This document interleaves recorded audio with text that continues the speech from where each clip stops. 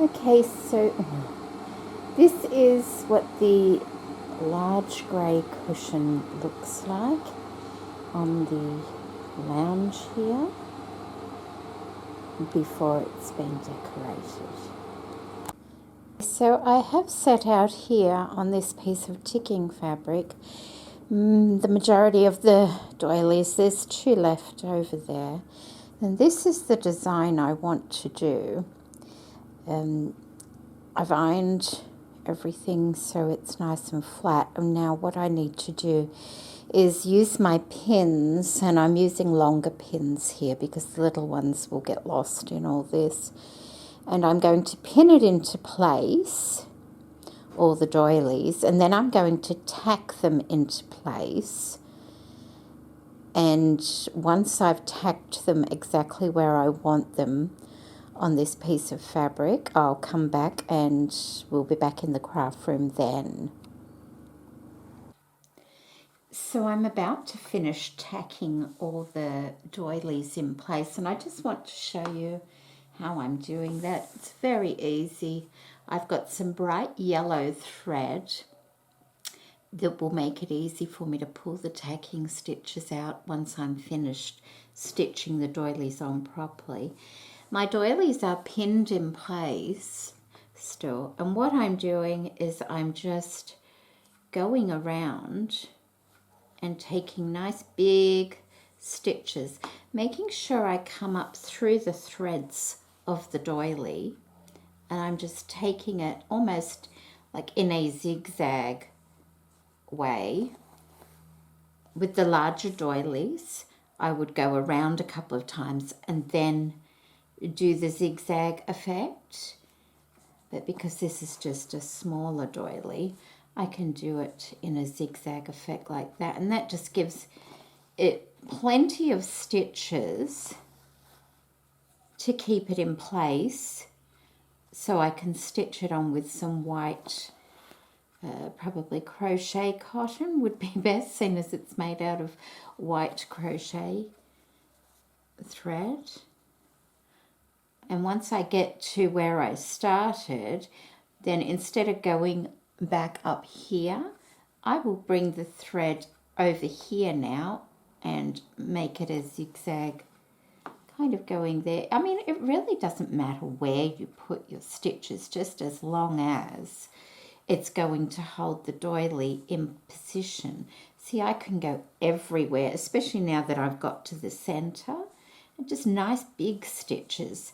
It's not like the invisible stitches. These will all be coming out, so they're not going to be staying in at all once the project has been, well, once I've stitched the doilies in place properly. It's to make it easier for me to stitch them and just check, do I need any more? There's not going to be a lot of movement on this because it is a small doily. Take my pins out.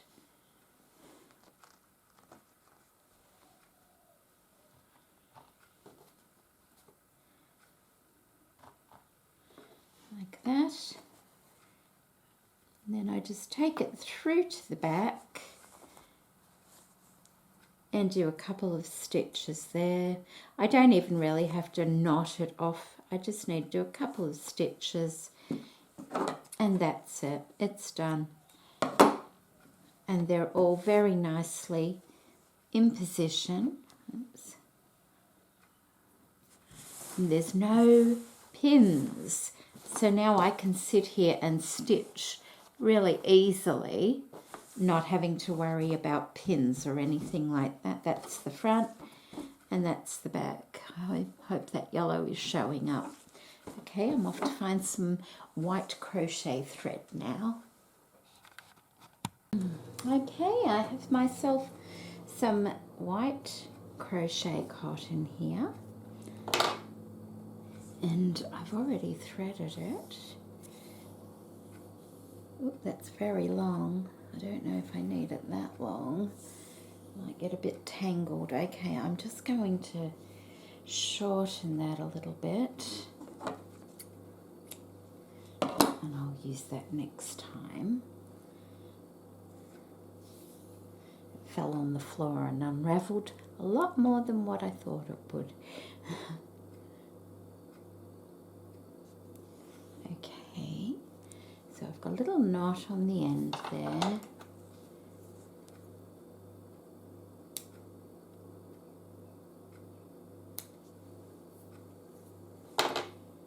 And I can start anywhere I want to start. So maybe we will just start on the corner here, and it's purposely left hanging over the edge just so I could get some nice spacing going on. And so I'll just start right at the top corner here. Like, it doesn't have to be every millimetre or anything like that. So let me just show you how I'm stitching it on. I've tried to film this twice and I keep moving it down here and you can't see it. So my thread's coming out there. I am just taking little stitches at the front, bigger ones behind, and just putting it a stitch where I think it needs it to enable it to hold the shape of the doily in the best possible way. Putting in enough stitches that, I need to turn it around a bit more now, putting in enough stitches that it's not going to fall off, but not as many as a sewing machine, obviously. The crochet thread is nice and strong and you don't see it, it just blends into the stitches of the doily, which is nice.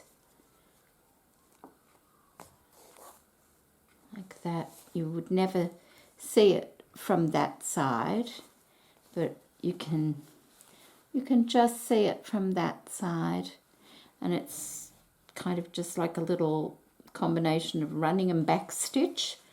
So that's all I'm going to do, and that's going to take me a while to do. This is not a quick project. It took a while to, this ticking phrase terribly, it took a while to tack it on with the yellow thread. It's not meant to be a quick project. It's just a project I want to make. And I don't think every project we do has to be a quick project. It just has to be enjoyable. That's all. If you wanted to sew these on by the sewing machine, you could. But I quite enjoy doing hand stitching, and I can listen to a movie or just a podcast type of thing. I can listen to music. It's keeping my hands busy.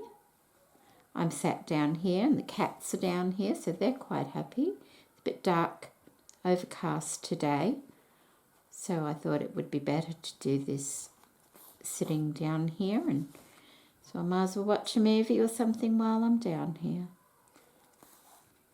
So I'll come back, and I don't know how, I'll let you know how long it takes when I finish stitching them all on. And I'm not just going around the edge. Once I've gone around the edge, I'll probably come in an inch to the next visible section. Like, there's this part here that needs stitching down, but so does this part here. So, you know, you just choose which part will need stitching down. Obviously, not every row here will be stitched down, but I might stitch the outside and then come in 1/2 inch and then come in another 1/2 inch, or a couple, you know, 1.5 centimetres, something like that. So each doily will need more thought into it to stitch it down. This one here has large scallops, so I'm going to have to put quite a few little stitches around the scallops just so it doesn't curl up at the end. That one there. No, that one there, sorry. I'm trying to find it on the camera. So I'll be back once I've stitched all those on. Okay, I have finished stitching it on, and I'm just removing the tacking stitches now, and I just want to show you how easy that really is. You just You can use an unpick. I don't have it with me. I'm just using closed scissors to basically get under the yellow stitches that I put in there and pull them out. It's really easy, and if you can't find the end, just cut the thread and pull it out that way. Because it's yellow, it's actually very easy to see where they are. And they come out really easy. It did take a long time to stitch it on. I'm not going to lie, it took a few hours actually, but it was enjoyable because I decided to sit down here and I've got the computer down here, and so I just listened to a few videos while I was doing it. And it's such an overcast day today that it was a bit dark in my craft room anyway, so it all worked out very well. Okay, and so what I do now, I've got a couple of bits. I go to this side, I can see where that large stitch is there. Pull it out. There's one more little thread. I'll just trim that, and if I can't see it from the front, that's fine. So I can't see that at all, so that's that all stitched on. I think it looks quite nice.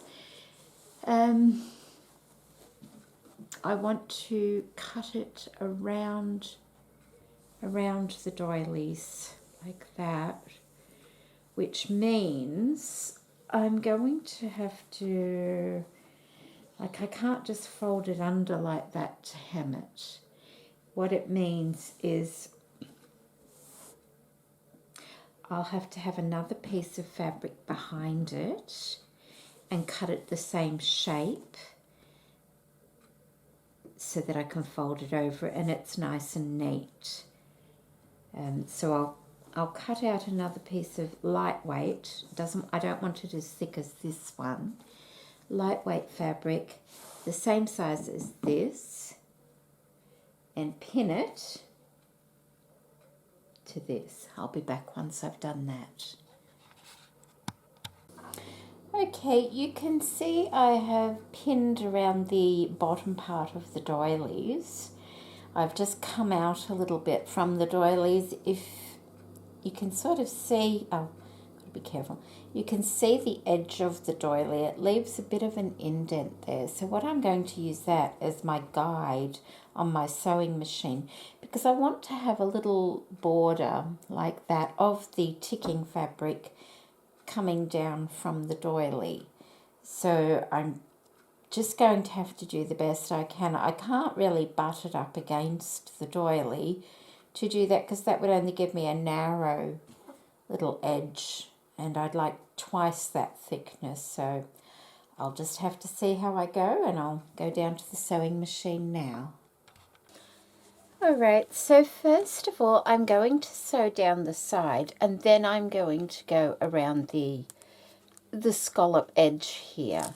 So just with a straight stitch, and I hope the lighting's alright. It's a very overcast day and the light it's like above but behind me. I do have my sewing machine light on, and I have my OT light, but it will only open to a certain, that's a bit better, isn't it? A certain distance. So fairly large stitch, just over 3.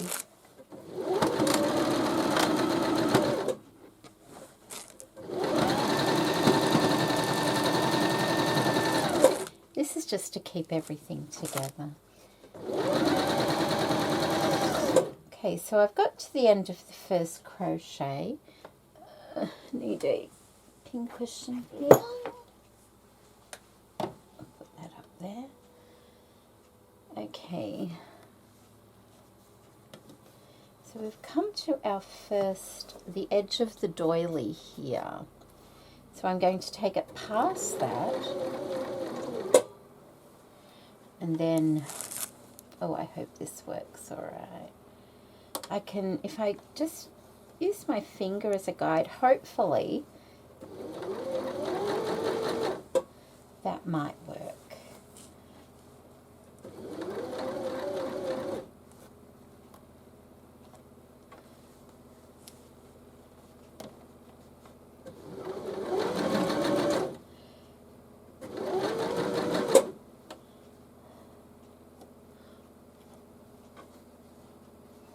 Like, I don't want to get too close to it.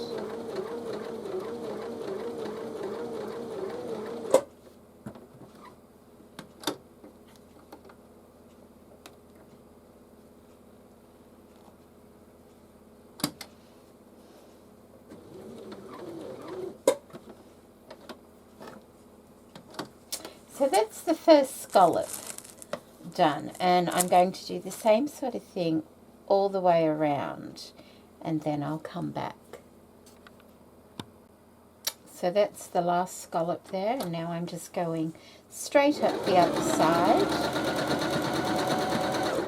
to sandwich all of that together.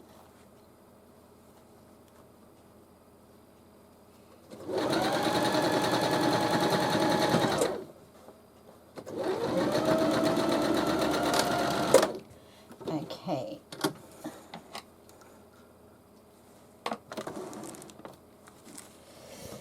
Ooh, is it nerve-wracking? Let's have a look. It might not be too bad. Oh, see if I hold it up I can see. Oh, it doesn't look too bad at all. Because I can see, I don't know if you can, but I can see the silhouette of the doilies through the fabric. And it doesn't look bad at all. Yay, that's wonderful. Okay, so what I need to do now is, oh, see how it's fraying? Oh my goodness. Fraying and the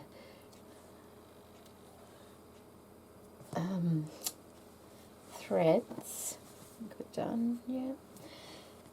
Now I just need to trim it with some scissors. I have very limited space here. I do apologize for that.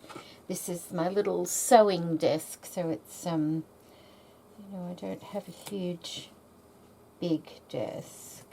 That's why sometimes I do things down on the other table.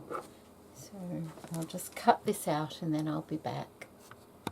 So I've cut that out, and now I'm just going to cut into the corner part there and there,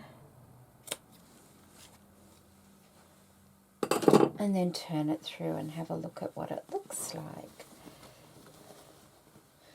I'm not sure whether I'll need to trim those curves or not. I might have to. I may have to put a couple of little notches on the curves. Let me get my small scissors. I'll do it that way, just so that it lays flat. So maybe just a couple. I won't need too many, I wouldn't think. Maybe 3. So 3 little notches out of each curve should be sufficient. Just so that when I turn it through it can fold in all right. Maybe a couple more on the larger one. You might not be able to see what I'm doing there. I'm just cutting little notches out, and then I'll be back. All right, the notches are cut, so now let's turn it around and have a look. Yes, that seems to sit better.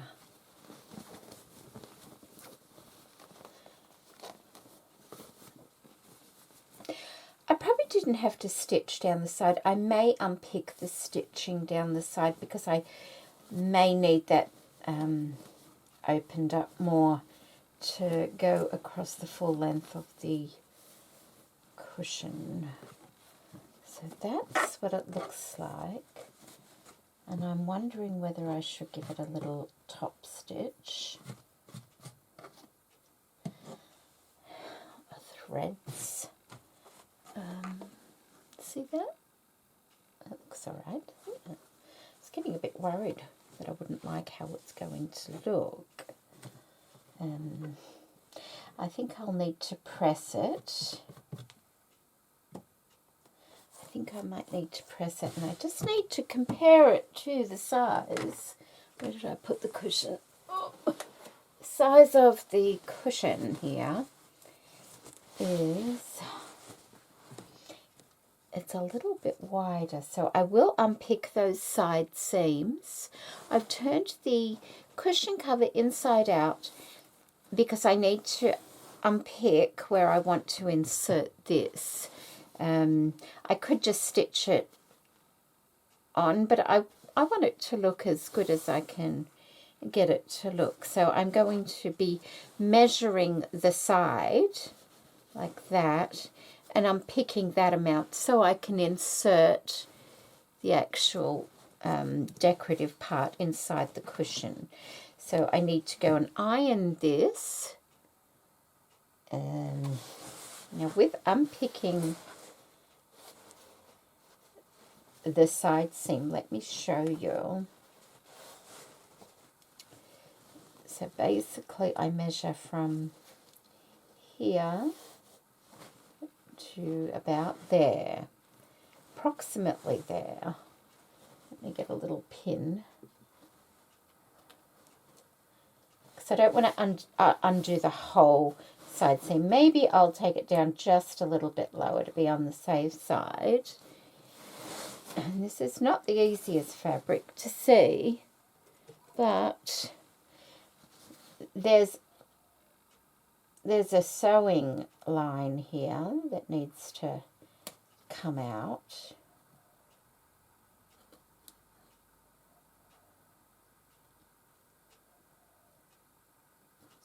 Carefully, I don't want to damage the cushion cover. It is a nice cushion cover. It's very good quality. That's why I got it.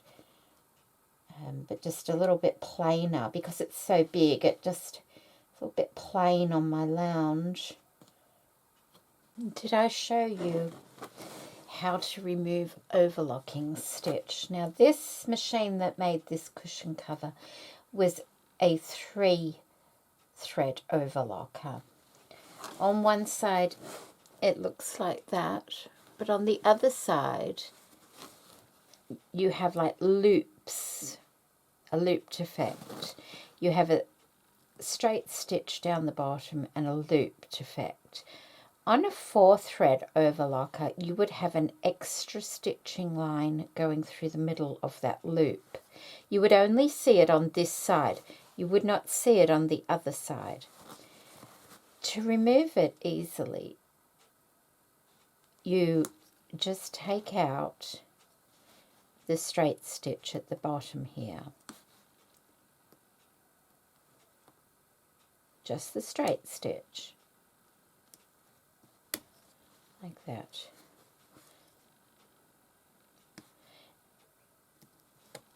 And if I have to be careful with this because it's quite an open weave fabric and I don't want to damage the fabric at all.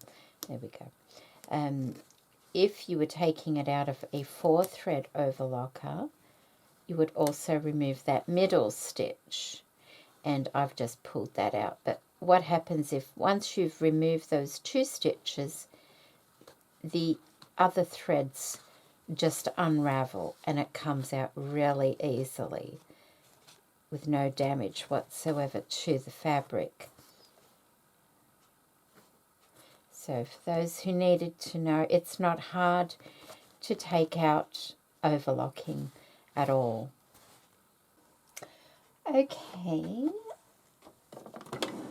I have sandwiched the decorative piece inside of the cushion cover now, It is a little bit narrower. It's about a centimetre or so narrower than the actual cushion cover. So what I'm going to do, because there's room at the end of the zipper here, I'm going to actually start stitching right from the base here and bring it in about a centimetre on both sides just to catch the new piece in. And I'm going to stitch it all around the 3 sides. I did open up the top so that I can stitch that as well. So that's what's next on the agenda. I don't want too big a stitch on this because I want it to be nice and strong. And it does get quite, it gets very thick where the doilies are. So I'm probably bringing it in the width of the foot here. Come over here. There we go. Bit of a back stitch. And so that's just going to be a straight stitch. It is unraveling, so I need to get this done fairly quickly and overlock it so it doesn't all come unraveled. I am leaving my pins in because they're very thin and they're okay to be run over on this machine especially. So I'll go ahead and do that. All right, so I've done all that now and it's all tucked in there nicely. And now I'm going to overlock it all 3 sides. I will cut these pieces off as it's overlocking. And see how we go. It will be a bit more snug on the cushion though. We'll just have to stuff it in there, I think. Now it's important to make sure you've removed all the pins before putting it under the overlocker. Let's see if I can give you a view of the overlocker. Okay, hopefully you can see that with my pin cushion. And I will move the scissors there. Like I said, it's not a huge area. So I'm going to be trimming a good centimetre off the edge there. And this is a 4-thread overlocker. It's a Janome. It's a wonderful little machine.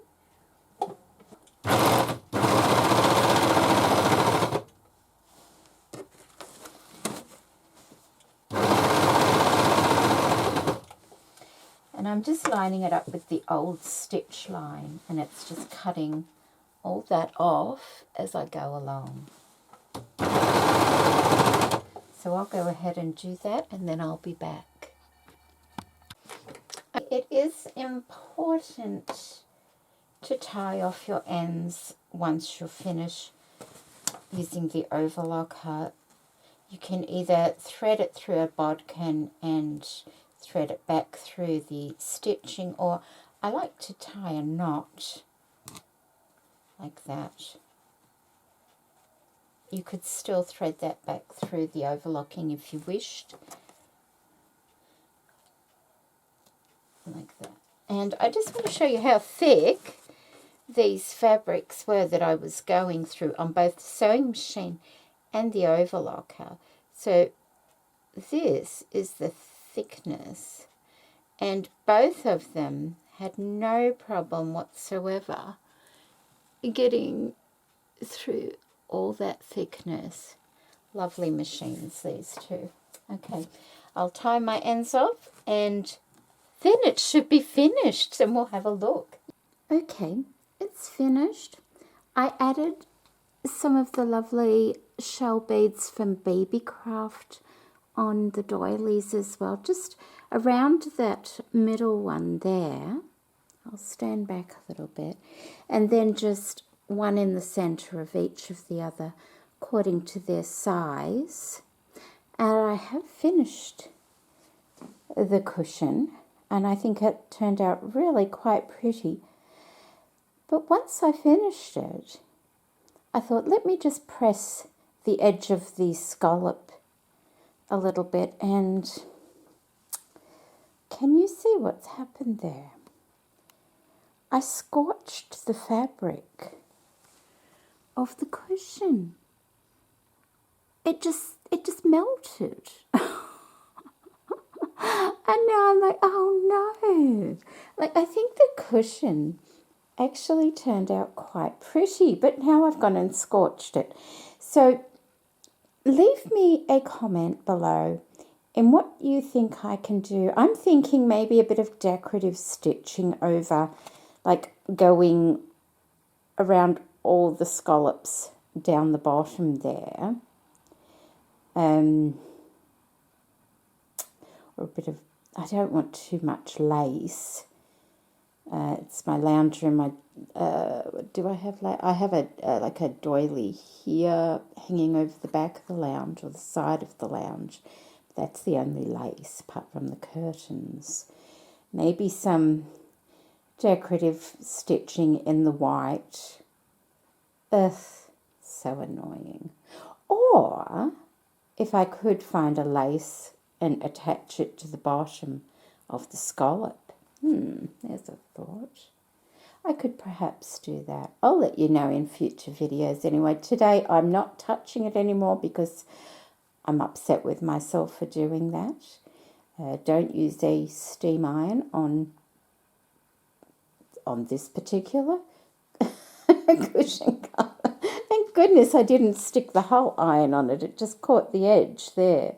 So, but apart from that, I think it looks quite nice. What do you think? I do like the addition of the buttons. The light catches them quite nicely. So that's all right. Just pretend that other little bit isn't there. Okay, thank you so much for watching. I hope you've enjoyed this video. I've used the lovely doilies from Beebeecraft and the shell buttons from Beebeecraft. The cushion, of course, I picked up from an op shop for a couple of dollars. Yes, so I do quite like it. Let me just stand back a little bit and give you the idea of what it looks like without banging. What it looks like. So there we go. That's the lounge there. And of course I've got the light on so it looks brighter than normal. But thank you everybody for watching. Take care now. Bye.